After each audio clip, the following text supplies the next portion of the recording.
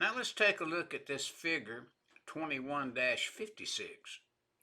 And we'll look at wiring and equipment in Class 1 locations in accordance with the NEC 516.6C. And of course, bolts and nuts and more information can be found in the Nfpa 33 6.4.2.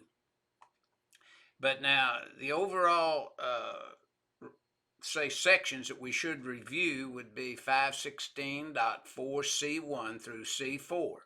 And then it's always helpful to review the figure in the NEC 516.5D5 to get more information.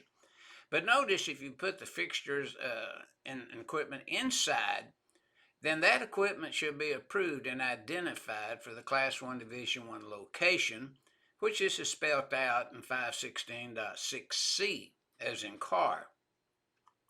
Now for fixtures located outside, as you see in the illustration, and that's the title head, for the locations, fixed luminaires should be approved for Class 1 Division 2 areas, as you see outside the booth, and it's shining through this plexiglass that you see here, the old diamond mash type that's real strong, and it creates a complete seal. And then notice they just shine through, and you only have to have a Class 1 Division 2 type fixture. But you would need a Class 1 Division 1 type fixture. It's inside the booth.